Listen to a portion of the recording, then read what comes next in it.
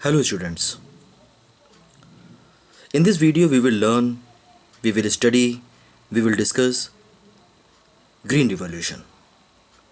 It is also called the third agricultural revolution. It is the greatest increase in the production of food grains such as wheat, rice due to the introduction of high yielding variety of seeds, use of pesticides and better management techniques.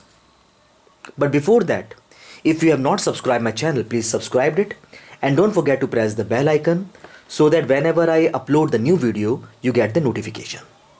Let us see who is the person behind the Green Revolution. The father of Green Revolution was Norman Borlaug. His full name was Norman Ernest Borlaug. He was born in 25th March 1914. He was an American agronomist who led initiative worldwide that contributed to the extensive increase in agriculture production. Borlaug was awarded multiple honors for his work, including the Nobel Peace Prize, which he got in 1970. Norman Borlaug received BS, that is Bachelor in Science in Forestry, in 1937 and PhD in Plant Pathology and Genetics from the University of Minnesota in 1942. He took up an agriculture research position with the International Maize and Wheat Improvement Center. This center is a non-profit research and training institution decided to develop improved variety of wheat and maize that will solve the food scarcity problem. Here, Borlaug developed semi-dwarf, high-yield, diseased resist wheat variety. During the mid-20th century, Borlaug led the introduction of these high-yielding varieties combined with modern agriculture production techniques to Mexico, India and Pakistan. As a result, Mexico became the net exporter of wheat in 1963.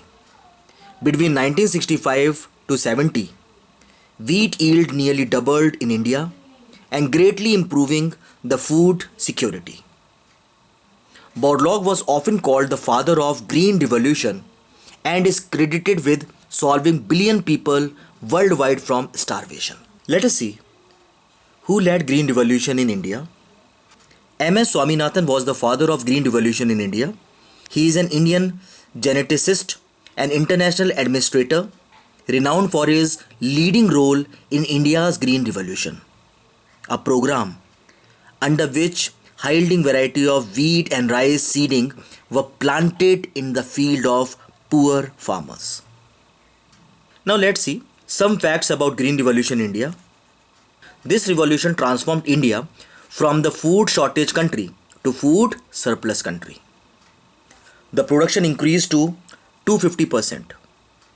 By 1965, the seed was successfully tested and were used by farmers in the food deficit countries. Initially, the program was launched in the total area of 1.89 million hectares. Presently, 41% of the total cropped area comes under Green Revolution. Do you know what is the total geographical area? The total geographical area in our country is 328 million hectares. And out of this, cropped cultivated area is 190.8 million hectares.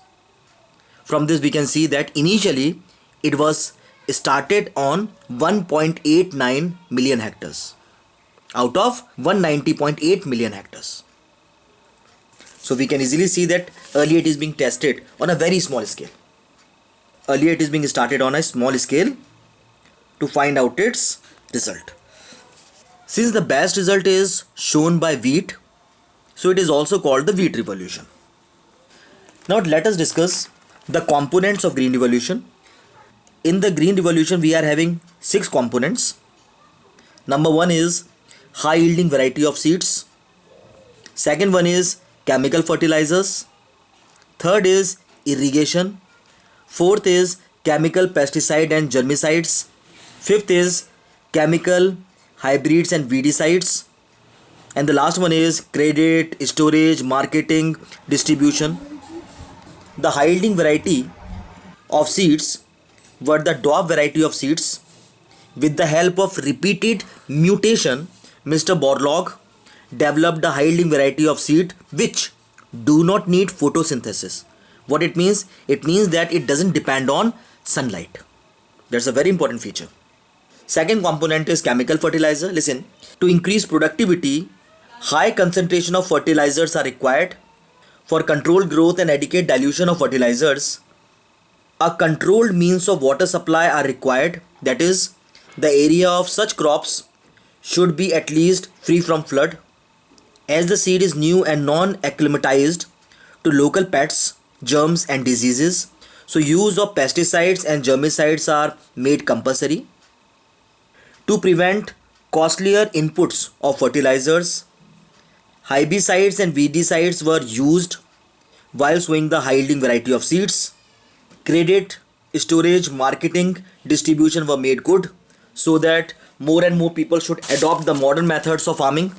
Now let us discuss the achievements of Green Revolution. The Green Revolution has following achievements. Let us discuss one by one.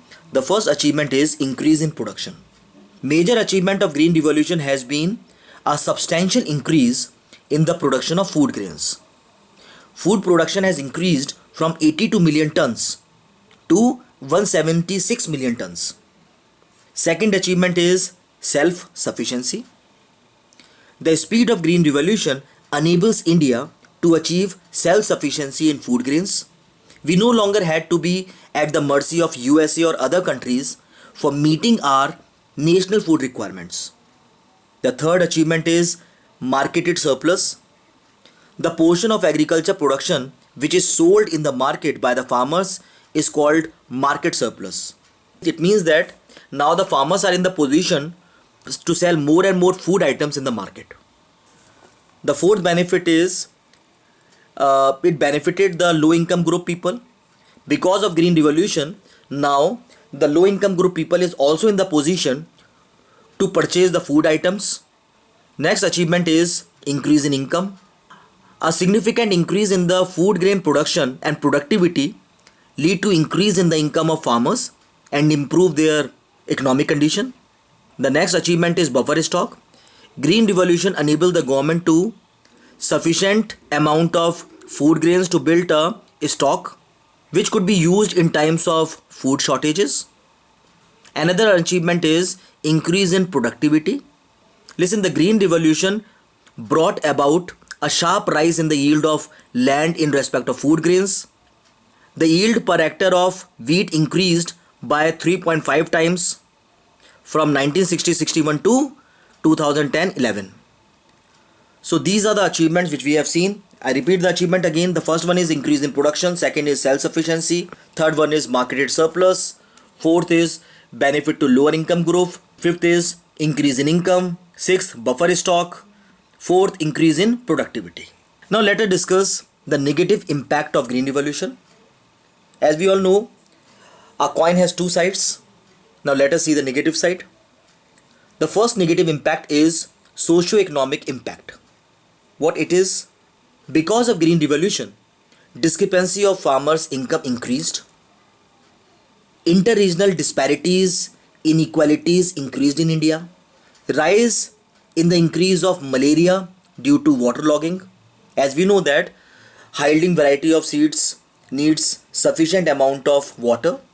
Because of waterlogging, the incidence of malaria increased. The cropping pattern stopped. Why? Because wheat and rice, put, pulses, oilseed, maize, etc. were adverse. See, cropping pattern supported wheat and rice, but pulses, oilseed, maize, etc. were adversely affected. It also has the ecological impact. Let us see the ecological impact. The first one is soil fertility being degraded. How? Due to the repetitive kind of cropping pattern, the fertility of the soil start degrading. Second one is water table falling down, as the new high yielding variety of seeds required comparatively very high amount of water for irrigation, because of which the water table start falling down. The third one is environmental degradation. How? Due to excessive and uncontrollable use of chemical fertilizers, pesticide, herbicides, pollution level in land, water, and air has increased. The fourth impact is toxic level in food chain. Toxic level in the food chain in India has increased to such a high level that nothing produced in India is fit for human consumption. It also has other impact. Let us see those other impacts. The first one is pet attack has increased. Second one is confined to food crop. It means green revolution has remained confined to wheat and rice only. Progress in major crops like cotton, jute, oilseed, etc. were very low. The third impact is undesirable social effect, means the increasing use of farm machinery has created the problem of surplus labor in agriculture sector. Listen, these are the negative impacts of the green revolution.